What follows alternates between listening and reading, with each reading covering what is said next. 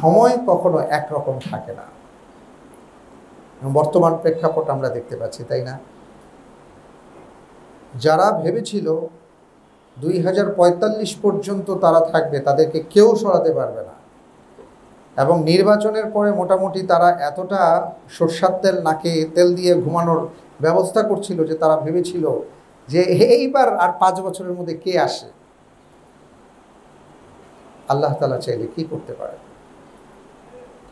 সুতরাং মাথায় রাখতে হবে, সময় একরকম থাকে না।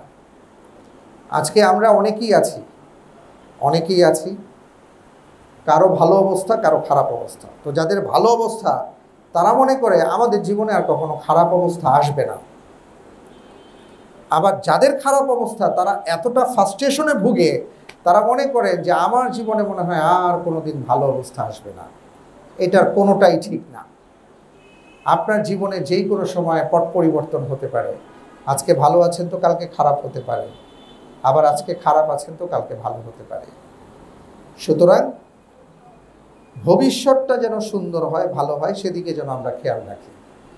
যারা ভালো আছি তারা যেন আমাদের ওই ঘুড়িটাকে লাগামহীনভাবে উড়ে দেওয়ার মতন ছেড়ে না দেয়, যে ঘুড়ি উঠতেছে আকাশে আর ভাবছে যে নিচে তো আর দেখা যায় না, নাটাইওয়ালাকে তো আর দেখি না, সে মনে হয় নাই, আমি এখন মুক্ত বিহঙ্গ।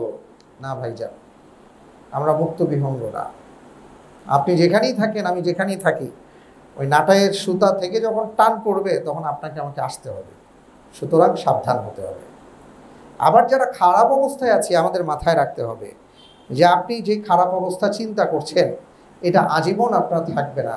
আল্লাহ তাআলা যেই কোনো মুহূর্তে আপনার জীবনের মোড়টা ঘুরিয়ে দেবেন। সুতরাং আপনি হতাশাগ্রস্ত হবেন না।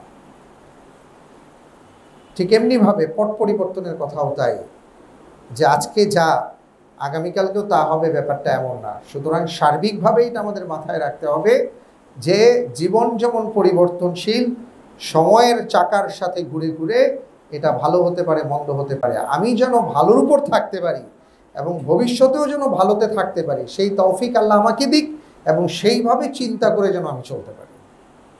আল্লাহ সুবহানাহু ওয়া তাআলা আমাদেরকে সেই তৌফিক দান করুন, আমিন।